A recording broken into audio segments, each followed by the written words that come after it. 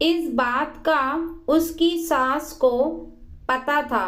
प्रियंका को शादी करके 1 महीना हो चुका था। सारी रस्में खत्म हो गई थीं।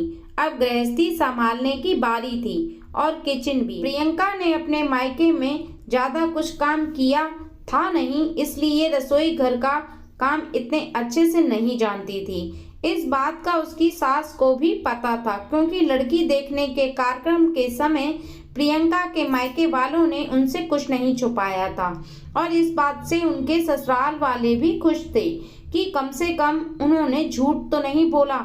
अपने बेटे के लिए प्रियंका पसंद आने की वजह से सास ने भी उसका साथ देते हुए कहा था कि चिंता मत करो, जो तुम अपने माँ से नहीं सीख पाई वह मैं तुम्हें सिखा दूंगी। माँ ने अपनी उस कही हुई बात पर अमल करना शुरू कर दिया था।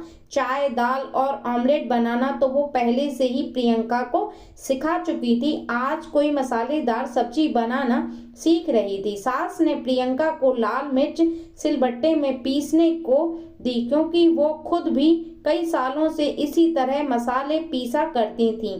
प्रियंका ने जैसे ही सिलबट्टे में लाल मिर्च पीसना शुरू किया, उसके हाथ जलने लगे और मुंह पर पसीना आने की वजह से जब उसने मुंह को छुआ तो उसका मुंह भी जलने लगा था। वो जलन की वजह से हल्का सा सीख रही थी। तब सब का ध्यान उसकी तरफ गया। सास ने पूछा, पहले कभी मिर्च नहीं कूटी थी क्या?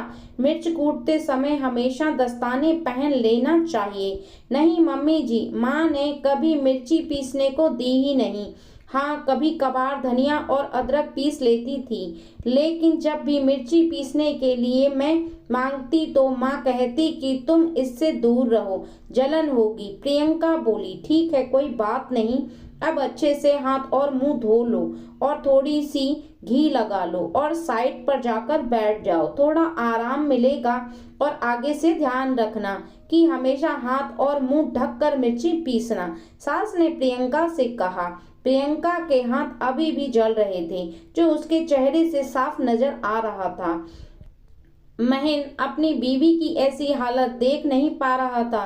अगले दिन महेंद्र अपनी ड्यूटी खत्म होने के बाद बाजार जाकर एक मिक्सर खरीद कर लाया और माँ को देते हुए कहा कि माँ, यह कंपनी में गिफ्ट मिला है, चलो अच्छा ही हुआ, अब इसके कारण अब तुम्हारा हाथ भी नहीं जलेगा। महेंद्र तिरछी नजर से अपनी पत्नी को देख रहा था। उसकी यह हरकत माँ ने देख ली। माँ बोली, अच्छा जी, अब समझ में आया, बीवी को एक बार हाथ में क्या जलन हो गई, नया मिक्सर आ गया और मैं इतने सालों से नहीं बताती थी तो क्या मेरे हाथ नहीं जलते थे? अरे भगवान, यह तो अच्छी बात है ना, मिक्सर नया घर में आया है तो सिर्फ तुम्हारी बहू थोड़ी इस्तेमाल करेगी, इसका फायदा तो तुम्हें भी होगा ना। पिताजी ने बात को संभालने के लिए बीच में ही अपनी बीवी को चिढ़ाते हुए कहा, इसलिए कहता हूँ माँ, अपनी तकलीफें बताया करो। आप ही सोचो, प्रियंका ने अपनी जलन छुपाई होती और किसी को पता नहीं चलने दिया होता तो क्या आज इस घर में मिक्सर आ पाता? जैसे ही मुझे प्रॉब्लम पता चली, मैंने उसका सॉल्यूशन ला दिया। यह बात सच है कि प्रियंका मेरी पत्नी है, लेकिन यह बात भी सच है कि मैं आपका बेटा हूं और प्रियंका से भी पहले आप मेरे लिए ज्यादा महत्वपूर्ण हैं। अगर आपने मुझे पहले ही बता दिया होता तो मैंने तब भी इसी तरह इस समस्या का समाधान किया होता।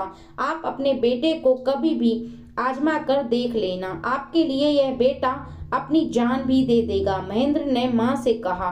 माँ अपने बेटे के मुंह पर इतनी प्यारी प्यारी बातें सुनकर खुश हो गई और उसे गले से लगा लिया और बोली, जीते रहो मेरे बेटे। प्रियंका भी अपने पति का अपने पूरे परिवार और खुद के प्रति इतना प्रेम देखकर अपने आप को भाग्यशाली समझने लगी और उसके चेहरे पर एक संतुष्ट की मुस्कान छा गई। दोस्तों, ये कहानी आपको कैसी लगी कमेंट करके ज़रूर बताइएगा। कहानी पसंद आए तो हमारी वीडियो को लाइक करें और चैनल को सब्सक्राइब करें।